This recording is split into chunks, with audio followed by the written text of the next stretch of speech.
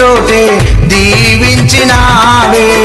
ఖ్యాతినిచ్చి ఘనతానిచ్చి మంచి పేరు నాకిచ్చావే. ఖ్యాతినిచ్చి ఘనతానిచ్చి మంచి పేరు నాకిచ్చావే.